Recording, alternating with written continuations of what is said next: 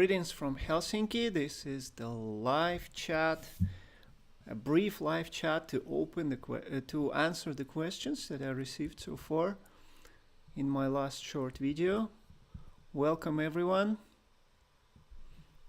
Chime in and ask more questions in the chat if you like.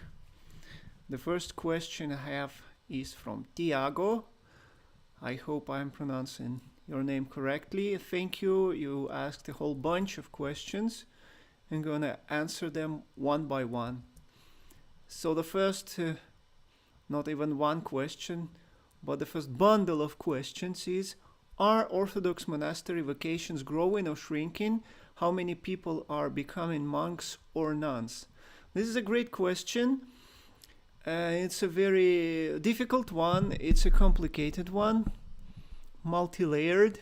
So my colleagues and friends who study Orthodox monasticism are telling me that it is declining. It is declining slowly but steadily. However, Orthodox monasticism is still huge, so it's going to decline for a while and not probably going to end in our lifetime. And it's declining for several reasons.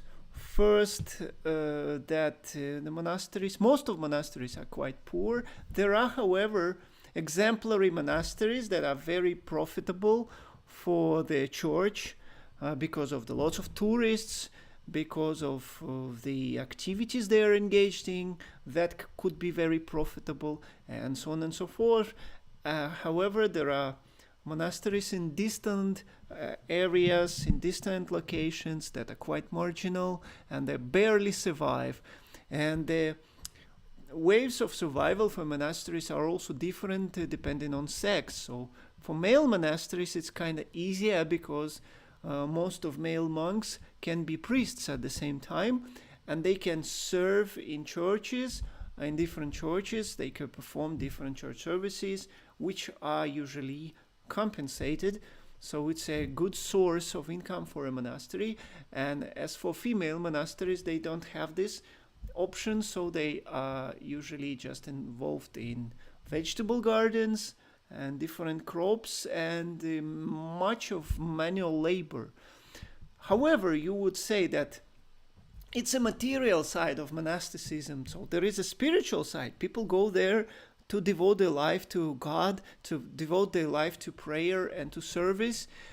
Yes, but when the material side of the monastery is very tough, that takes almost all of the time. As one of the experts told me that in female monasteries it's quite common that nuns complain that we devote most, if not all of our time to hard manual labor, which is fine in and out itself, but we don't have time for spiritual growth, for prayer, for service to God, to people, and to devote our lives to spiritual matters. So that is the obvious problem. On the other hand, the question is how many people are becoming monks and nuns has a different aspect to it, because a church career is made by males who are formerly monks, because the so-called black clergy or monastic clergy are the only people who can make it to a bishop, because bishops can only be monks, formerly monks, up to the patriarch of the whole church. So in order to make a significant career within the church hierarchy, you have to be a monk formally.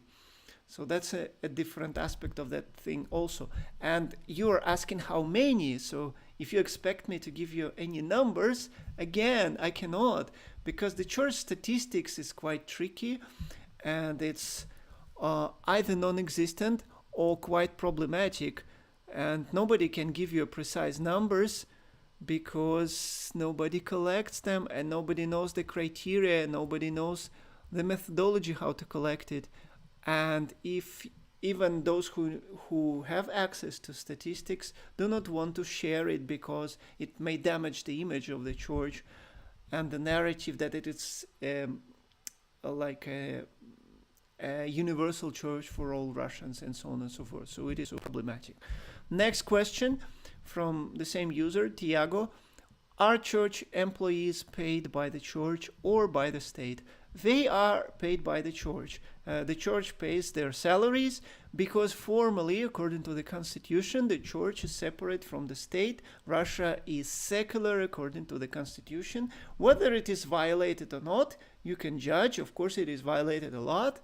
Of course, it's a stretch. But however, formally still, all the church salary is paid from the church budget, and the church is formally not financed by the state. There is no church tax because of the secular nature of the country, unlike, let's say, Finland or Germany or other countries where the church is officially formally supported by the state.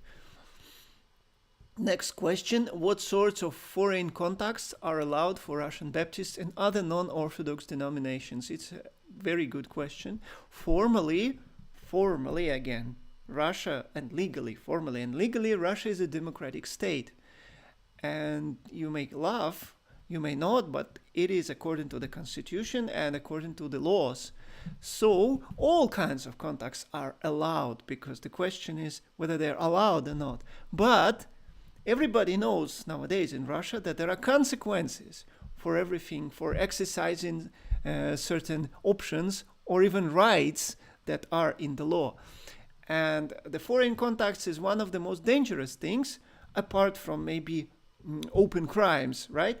Because there is this, for instance, there is this official status of a foreign agent, and the state can label you a foreign agent, an individual or an organization. They can label them foreign agents without any court decision, by just a direct order. And if you're labeled as a foreign agent, your life becomes a living hell. Every operation in the bank is controlled and reported, every movement, everything, and you have restrictions left and right. You cannot take certain positions within the state, you cannot hold certain jobs, you cannot engage in certain actions, and so on and so forth. So it's a living hell. It's almost like you're a second-class citizen, literally. So nobody wants to mess with that. And when it comes to the particular denominations, so as I've said already in my videos, the Russian religious policies comply or goodbye. So the one who complies, they do not want to engage in much foreign contacts. They keep it to the minimum because they don't want no problems, and they don't face harsh consequences. And the ones who are goodbye, who are rebellious, not for the sake of rebellion, usually for the sake of their religious convictions, they might engage in more contacts with foreign foreign fellow believers, and face harsh consequences. The brightest example is Jehovah's Witnesses. Whether they're Christians or not, whether they're Protestants or not, it's up for you to decide, because it depends on the criteria. But they're definitely a religious community which is persecuted directly, labeled an extremist organization. And to my understanding, the main reason for that is not their pacifism, is not their exclusivity, which many other denominations have, but the fact that they're directly operated from the United States of America. They have their spiritual and operations center there, and it's literal. They literally define the agenda for every church meeting. So, and for that they have been labeled an extremist organization and heavily persecuted for 6 years already, and even more in certain regions. So people are put in prison for many years, sometimes 6, sometimes 7, and it's terrible. And that's the consequence that any organization, including religious denominations, can face engaging in foreign contacts. But formally they are allowed. That's the answer. Next question from Tiago again. Is there any cooperation between Russian Christian denominations and Russian Islam, Judaism, and Buddhism? Of course there is. So it's again a multi-layered answer. It's a great question, and it's not as simple as yes or no. Yes would be the simplest answer, but there are lots of buts. And the thing is, let's first mention the law. There is the law on religious organizations, religious movements, religions in Russia, and it states that there are 4 traditional religions. Apart from the specific role of the Russian Orthodox Church, there are 4 traditional religions for Russia, and they are Christianity, Islam, Judaism, and Buddhism. So yes, and they participate together in committees, in different meetings, in different initiatives, and so on and so forth. And I have to mention that Islam is a very powerful force in Russia. There are huge regions with Muslim majority. There are super influential political figures who represent religious communities, Islamic religious communities of different sorts. And so it's a huge force. And everybody should take it into account nowadays in Russia, every political power, everything. So, and also Judaism and Buddhism, they are represented in tradition in territories that belong to Russia for centuries. And yes, so they cooperate, some more, some less. So it looks peaceful and constructive, but on the other hand, remember the model, comply or goodbye. So all these religions are represented by different communities. There are different Islamic communities, different Buddhist communities, different Judaic communities, and different Christian communities, of course. And those communities who comply, they participate in these collaborations, meetings, initiatives, and so on and so forth. But those who don't comply, they are not invited, they do not participate, because all these cooperations nowadays are not very much conflicting. So there are certain like Lutheran churches that participate, there are certain evangelical Christian communities, there are biggest, most influential Islamic communities that participate, there are biggest, most influential Judaic and Buddhist communities, but there are within those religions, there are marginalized or marginal or minority groups that are not invited, that are neglected, don't participate. Let's take, for instance, Old Believers. Old Believers is a big umbrella term. They have a big number of different communities. Many of them are not even in contact with each other. And the only biggest church of Old Believers, as far as I know, is the most loyal one, the most institutionalized one. They have the hierarchy and they are well represented within different regions. They usually represent the whole Old Believers community, although nobody appointed them to represent the Old Believer community, because it's not a community. It's a lot of different communities. It's a conglomerate of communities. So this is the situation with most of these religions. So yeah, if you look superficially, yeah, it's a multi-religious thing. There is a dialogue, inter-religious dialogue and everything, and collaboration and cooperation. But on the other hand, there is still comply or goodbye. If you don't comply, you're not invited, or maybe even frowned upon and persecuted. So I hope that answers your question. And the last, but a very good one, I especially appreciate the last question from Tiago. It's about a famous composer from the 18th century, Dmitry Bortnyansky. Tiago asks, do most Russians consider Dmitry Bortnyansky, who composed some beautiful church music, to be a Russian or a Ukrainian composer? So the simplest answer would be that most Russians don't know Dmitry Bortnyansky, because it's a quite marginal, I would say, narrow niche. He is a 18th century composer, a quite specific one, not as famous nowadays.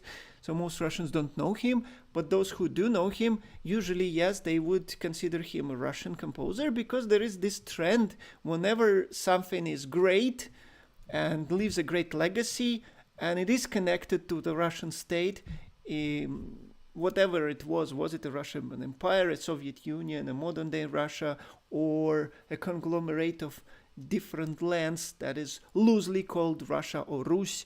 yes, it's going to be considered Russian because it was great. So in the same token, it would be considered Ukrainian in Ukraine, or Belarusian in Belarus if it has a relation to Belarus, and so on and so forth. So yes, because of this patriotic, let's say, imperative that yes, Bortnyansky would be considered mostly as a Russian composer. Whether he was really, it's up to you to decide. You can look up his biography and decide.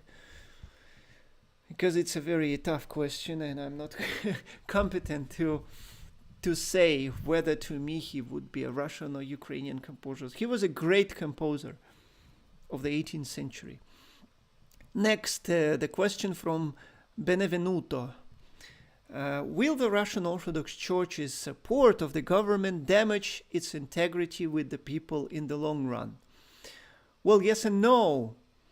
It may, there are waves of this damage to the reputation of the church within history, and the last wave obviously occurred the last year when the invasion into Ukraine started. Obviously, many people observed the behavior of the patriarch and the church hierarchs of bishops, and became quite disappointed and disillusioned, and there is a new wave of disappointment. But however, on the other hand, the Orthodox Church always either supported the current government, or wanted to become the government. So as I told a lot of times in my channel, that there are ambitions of the Russian Orthodox Church to share or even to usurp the political power from the secular power.